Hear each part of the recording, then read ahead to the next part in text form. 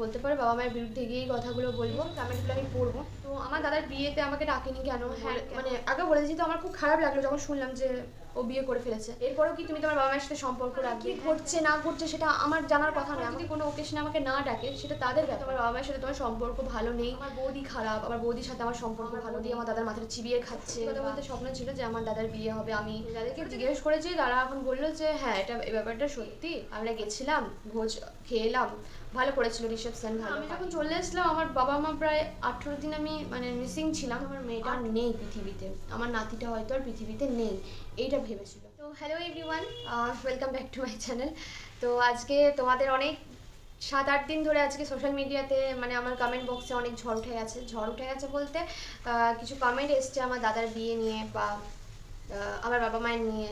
হয়তো আজকে যে ভিডিওটা বানাচ্ছি জানি না এই ভিডিওটা আমার বাড়ির লোক দেখার পর কীরকম কী মানে তাদের কীরকম কী ইয়ে থাকবে। তবে হ্যাঁ আজকে বলতে পারে বাবা মায়ের বিরুদ্ধে গিয়েই কথাগুলো বলবো, আমার ফ্যামিলির বিরুদ্ধে গিয়ে কথাগুলো বলবো। এরপর শোনার পর যে কী প্রতিক্রিয়া ওরা করবে সেটা তাদের ব্যাপার। তবে আজ প্রায় 1-2 সপ্তাহ ধরে দেখছি আমার কমেন্ট বক্সে কমেন্ট আসছে তোমার দাদার বিয়ে হয়ে গেল, মানে এই যে কমেন্টগুলো আমি পড়বো। তো প্রচুর অজস্র কমেন্ট এসছে, তার নিচে নিচে কমেন্ট এসছে, আমি কমেন্টগুলো স্ক্রিনে দিয়ে দেওয়ার চেষ্টা করবো। তো প্রথম কমেন্ট হচ্ছে তোমার দাদার বিয়ে হয়ে গেল অথচ তোমাকে ডাকলো না, এটা কিন্তু ঠিক করলো না তোমার বাবা মা, যাই হোক তুমি তাদের মেয়ে হও। তো এইগুলো তারপরে আরও লিখেছে যত যাই হোক প্রীতমদাকে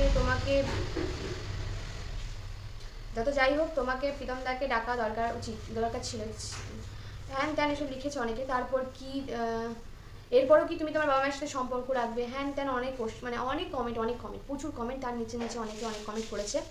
তারপরে অনেকে লিখেছো যে তোমার বৌদি ভালো না, মানে এইসব লিখেছো, তোমার দাদার মাথা খাচ্ছে, হ্যান ত্যান অনেক কিছু লিখেছো,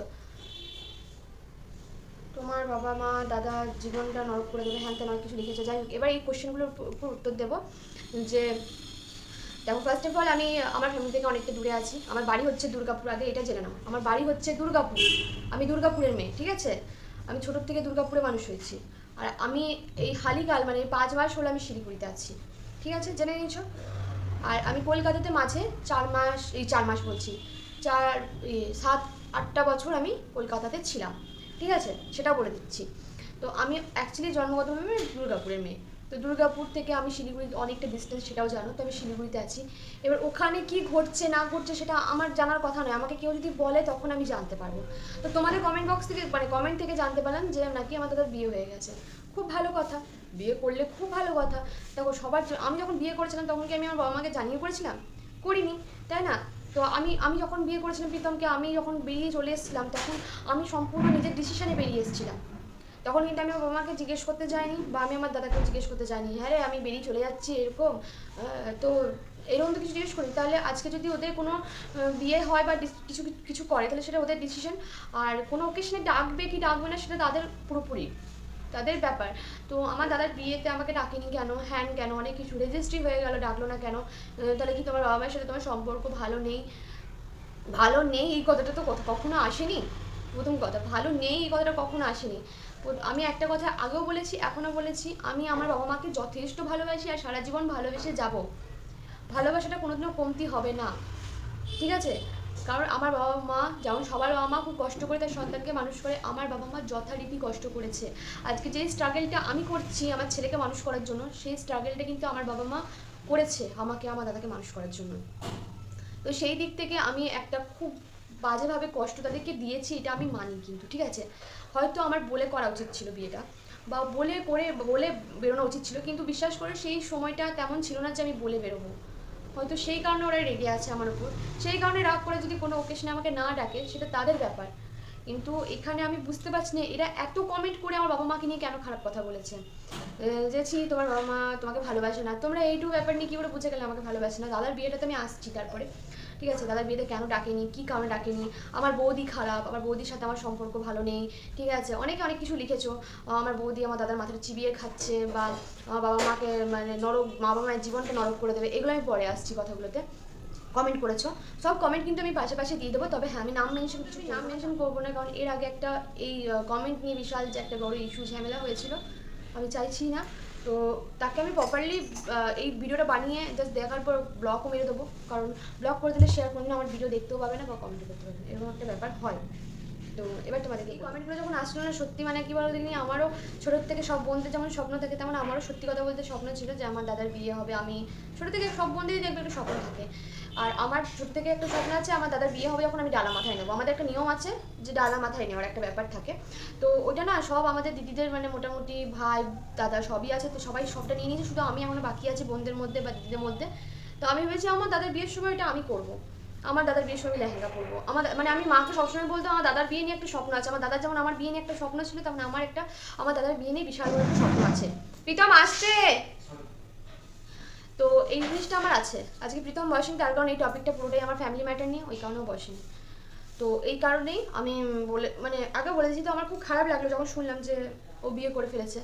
তো ভালো কথা, ওর জীবন ও ভালো করেছে, বিয়ে করেছে। তো আমি এই কমেন্টগুলো দেখার পর, যেহেতু আমার বাড়ির লোকের সাথে সেইভাবে এখনও কথাবার্তা নেই, তো আমি যাদের সাথে কথাবার্তা আছে তাদেরকে ফোন করে জিজ্ঞেস করি যে এটা কি সত্যি।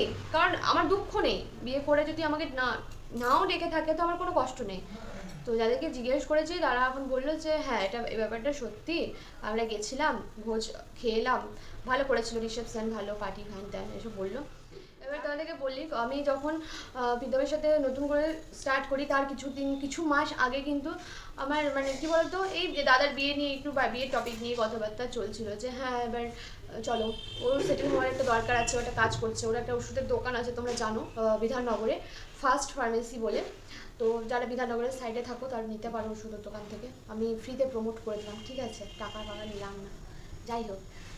তো যেও খুব ভালো দোকান, ঠিক আছে, খুব রানিং চলছে, আমি এটাও মানে ভালো, ও খুব ভালো ব্যবসাদার, সেটা বলবো না, ভালো কাজ করছে আমি শুনেছি, আর সবার কাছ থেকে শুনেছি। তারপরে আমার যাদের সাথে কথাবার্তা তারাও বলে যে না চেষ্টা করছে দাঁড় করানো দোকানটা, আস্তে আস্তে দাঁড়িয়েও যাবে। আর যারা দোকান থেকে ওষুধ নেয় তারাও বলে যে ও যথেষ্ট ভালো, ওর ব্যবহার ব্যবসাদার হিসাবে যথেষ্ট ভালো। তো যাই হোক, যেও নিও। তো তারপরে এবার বলি ওর বিয়ের কথাটা। এবার যখন আমি ছিলাম ওখানে তখন তো কথাবার্তা চলছিল যে হ্যাঁ এবার হয়তো বিয়ে দেওয়া দরকার, কারণ আমার মা জানো তো তোমরা সবসময় যে আমার মা প্রচণ্ড অসুস্থ থাকে, আর এই প্রচণ্ড পরিমাণে একটা বলতে পারো যে সবসময় কাউকে দেখার জন্য থাকে। তো আমার একটা নার্স রাখলে সেটা সম্ভব নয় সবসময়, আমার মায়ের নার্স লাগবে না, আমার মায়ের বাড়িতে একটা মানুষ লাগবে যার সাথে সে কথা বলতে পারবে। কারণ আমার মায়ের ঘরে রান্নার লোক আছে, কাজের লোক আছে, সবই আছে, কথা বলার লোকটাই নেই। দাদা সকাল থেকে বেরিয়ে যায় দোকানে, আর বাবা চলে যায় অফিস, এখনও আমার বাবার রিটায়ারমেন্ট হয়নি, তো সেই কারণে এবার একটা কথা বলার লোক লাগবে। তো সেই কারণে বিশেষ করে জানো তো মানে একটা মানুষ অসুস্থ হয়ে পড়ে ঘরের মধ্যে, মানে ঘন্টা যদি একভাবে থাকে একটু অসুস্থ হয়ে পড়ে। তো সেই কারণে জানো তো আমরা অনেকদিন ধরে কথা চলছিল যে এবার বিয়ে দিয়ে দেওয়া উচিত।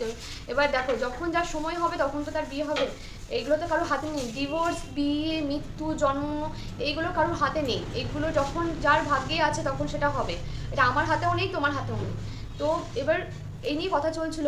এবার তারপরে আমি মাঝে গেছিলামও দুর্গাপুর। তো আমার বাবা সবসময় একটা কথা জানো কি, আমাদের দুই ভাই বোনকে নিয়েই সব কাজ করে। আর বাবা কখনো দাদাকে একরকম দেখলো মেয়েকে আলাদা দেখলো এরকম না, কিন্তু আমার বাবা সবসময় আমাদের দুই ভাই বোনকে নিয়েই সব কিছু কাজ করে। তো আমার বাবা যখনই কোনো কাজ হোক তখনই বলতো, মানে আমাদের একটা ফ্ল্যাটও হচ্ছে, তো তখন আমার বাবা বলতো যে না বোনকে নিয়ে যা, বোন দেখুক কী হচ্ছে না হচ্ছে, তুইও দেখ বোনও দেখ, মানে এইরকম করে বাবা সবসময় মানে সব কিছু মানে ঠিক মানে মনে করে যে না আমার ডান হাতটাও যেমন বাঁ হাতটাও যেমন, মানে ডান হাতটা বেশি প্রয়োজনীয় বাঁ হাতটা কম প্রয়োজনীয়, এরকম জিনিসটা না, আমাদের দুই ভাই বোনকে কিন্তু সমানভাবে দেখে।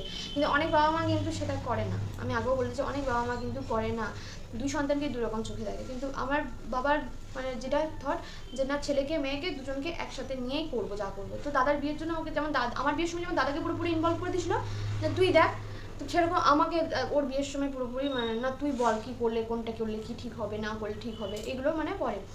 আর আমি না তেমন মেয়ে না যে কি বলতো বলে না আগ বাড়িয়ে বাপের বাড়ি সব কিছু বিষয়ে ঢুকতে যাবো, ওরকম মেয়ে আমি কিন্তু না, আমাদের কেউই না, আমাদের মানে বলতে পারো মানে আমার মাসির মেয়ে যতই আছে আমাদের ওরকম না যে আগ বাড়িয়ে মানে সংসারের ভিতর ঢুকে সব কিছু এইগুলো আমরা করি না, ঠিক আছে, যাদের জীবন যেমন সে সেরকম, হ্যাঁ যতটুকু বাবা মা বললো ততটুকুর মধ্যেই কথা বলে বেরিয়ে এলাম ব্যাস, তারপরে জীবনটা যার যেরকম সেরকম থাকুক, সেটা আমিও মনে করি।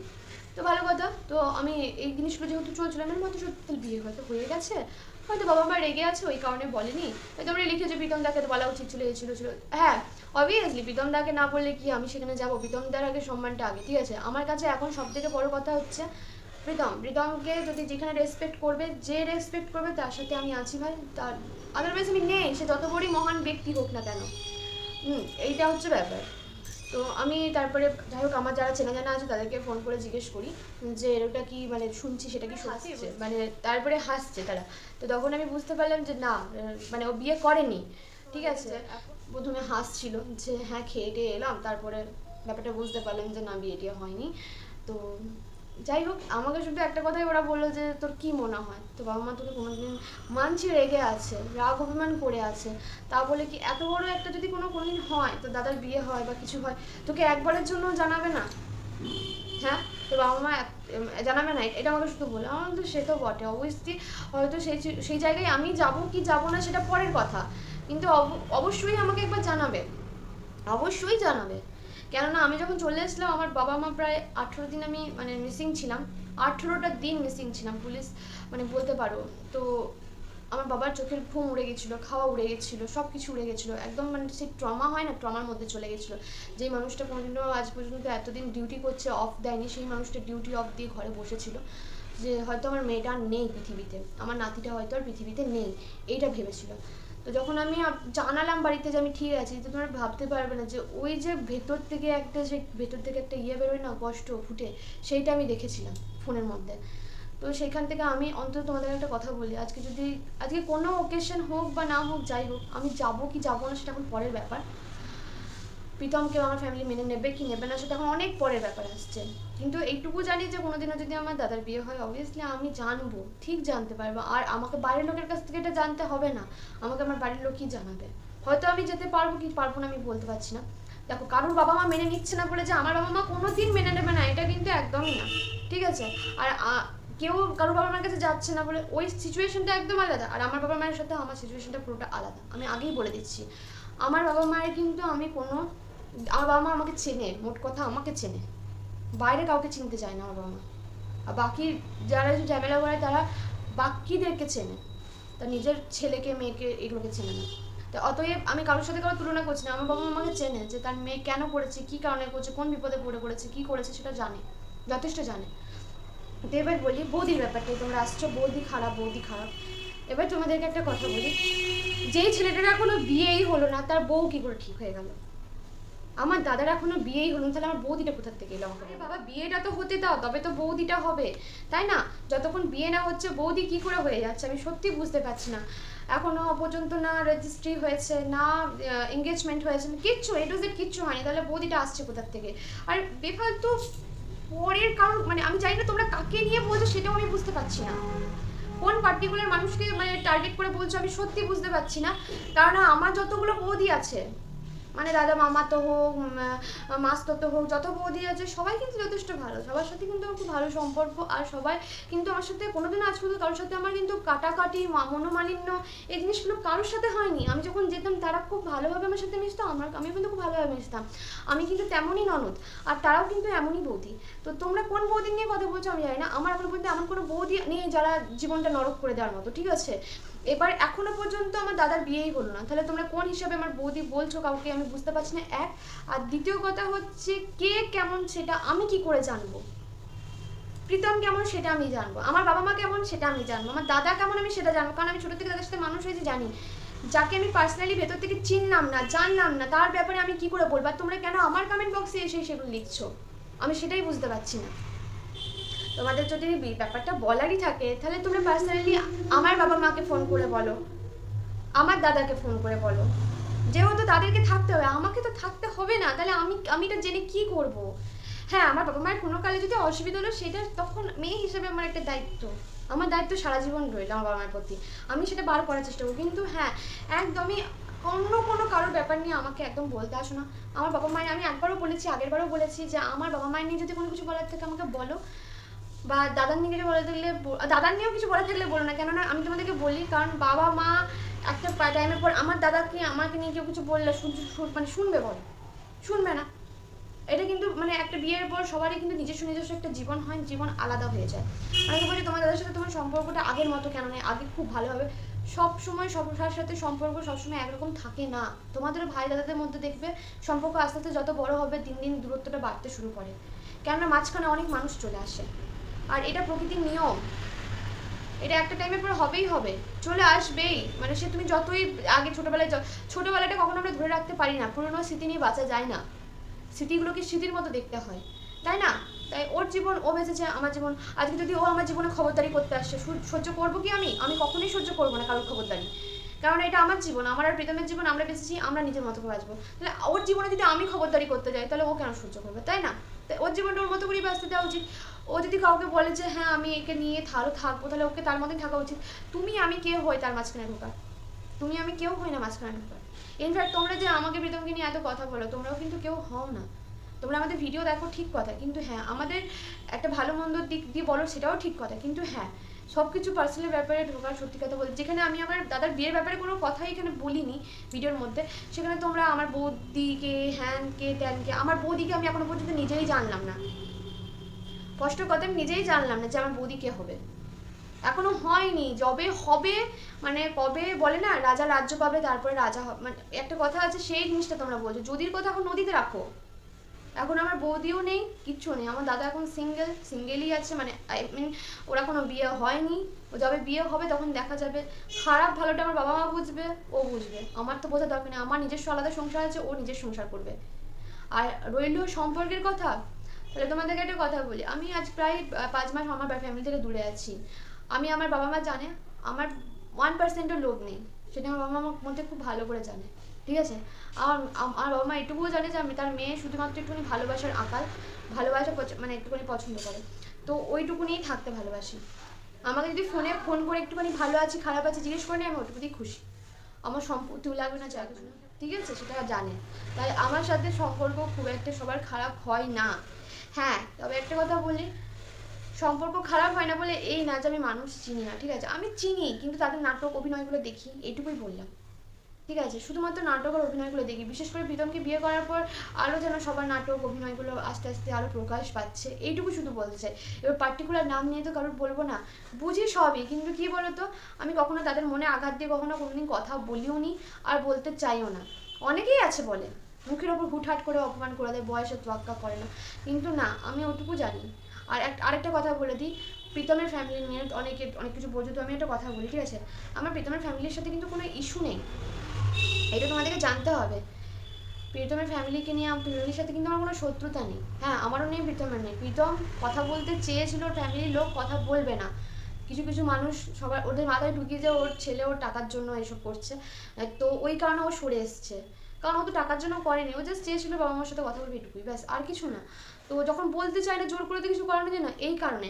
আর সেইবারে একটা কথার প্রতিবাদ করেছিলেন, তার একটা কারণ হচ্ছে আমার বাবা মাকে টানা হয়েছিল, আমি আমার বাবা মাকে বলেছি তো আমার বাবা মায়ের দিকে কেউ আঙুল তুললে আমি সহ্য করবো না, যেখানে তাদের 1%ও দোষ নেই, যদি দোষ থাকতো বলুক ঠিক আছে, কিন্তু যেখানে দোষ নেই সেখানে কেন সহ্য করবো? আর দ্বিতীয় কথা, মিথ্যে অপবাদ নিতে ভাল লাগে না, এই পয়সা হ্যান ত্যান এইসব জিনিসগুলো নিতে ভালো লাগে না, সেই কারণেই কথাগুলো বলেছিলাম। আদারওয়াইজ কিন্তু তোমরা যেগুলো বলো না যে হ্যাঁ মানে ওরা খারাপ বা আমরা না, পরিস্থিতিটা আসলে খারাপ। আমি তোমাদেরকে বলে রাখি, জীবনে হয়তো কোনোদিনও কারোর সাথে কোনো কিছু ঠিক হবে না, হয়তো আমার ফ্যামিলির সাথেও কিছু ঠিক হবে না, আমার ফ্যামিলির সাথে হয়তো কোনোদিন কিছু ঠিক হবে না, বা ওদের ফ্যামিলির সাথে কোনোদিন কোনো কিছু ঠিক হবে না। তবুও একটা কথা বলতে চাই, একদিন তারা তো ফোন এসছে কোম্পানি, তো হয়তো ওদের সাথেও কারোর কেউ ঠিক হবে, ওদের সাথেও ঠিক হবে না, এদের সাথেও ঠিক হবে, তবুও একটা কথা বলে দিই, আমার ফ্যামিলির লোকেরাও খারাপ না, ওর ফ্যামিলির লোকেরাও কিন্তু খারাপ না। আমি এটাও বলতে পারি ওর মা বাবা কিন্তু খারাপ না, এইটুকু আমি বলতে পারি। হ্যাঁ সেই মুহূর্তের আগের মাথায় হয়তো ওরাও অনেক কিছু আমাদের বাবা মাকে বলে ফেলেছে, সেই হিসেবে হয়তো আমিও অনেকটা রিয়াক্ট করে ফেলেছি, এটা হতে পারে, কিন্তু ওর বাবা মা কিন্তু খারাপ না, আমি নিজে দেখেছি ওর বাবা মা কিন্তু খারাপ না, পরিস্থিতিটার শিকার, ওর বাবা মা পরিস্থিতির শিকার, আমিও পরিস্থিতির শিকার, আমিও অনেক লোকের অনেক কথা নিতে পারছি না, হ্যাঁ, আর আমার বাবা মাও পরিস্থিতির শিকার, পরিস্থিতিটা এতটাই খারাপ হয়ে গেছে, জটিল হয়ে গেছে, যেই কারণে এই জিনিসটা হয়েছে। আর এটার মজা নিচ্ছে আসলে বাইরের লোকেরা, ঠিক আছে? এটাও আমি বলছি, বাইরের লোকেরা, আশেপাশে যারা খুব ভালো মানুষই সেজে ঘোরে তারা, ঠিক আছে?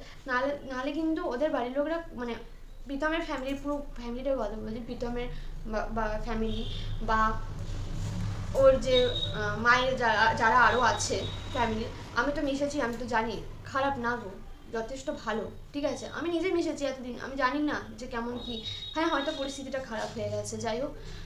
তো এইটুকুই বলার। দেখো সব কিছু নিয়ে জটিলতা করতে হবে এমন কোনো মানে নেই।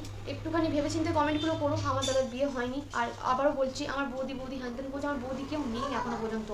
যবে যদি নদীতে রাখো ওটাই ভালো হবে। আর আমাদের দুই ফ্যামিলির থেকেই বলছি, দুই ফ্যামিলিই খারাপ না। ওদের ডিসিশন, ওদেরকে থাকতে দাও না। ওরা ওদের মতো ভালো আছে, আমরা আমাদের মতো ভালো আছি, ব্যাস এইটুকুখানি। আমার বাবা মা খারাপ, ওর বাবা মা খারাপ, কেউ কারো খারাপ নয়। পরিস্থিতিটা সেই সময় এত জটিল হয়ে গেছিলো, যার কারণে ওই রকম রাগে ফার্স্ট্রেশনে অনেক কিছু বেরিয়ে গেছিলো। ওরাও বলে ফেলেছিলো, আমরাও বলে ফেলেছিলাম, এই হলো ব্যাপার। হ্যাঁ অবভিয়াসলি আমি সোশ্যাল মিডিয়ায় আজই বলে তোমরা জানতে পারি, কারণ সেই মুহূর্তে কেউ ফোন ধরছিল না, কেউ ফোন ধরছিল না, ওই দিক থেকেও না এই দিক থেকেও না। তো আমাদেরকে তো কথাগুলো পৌঁছতে হবে কোনো রকমভাবে। আমাদের কাছে একটাই উপায় ছিল, এটা সোশ্যাল মিডিয়ায়, সেই কারণে পৌঁছেছিলাম। ব্যাস এইটুকুই বলার ছিল। সবাই ভালো থেকো, সুস্থ থেকো, আর কি বলবো। চল টাটা।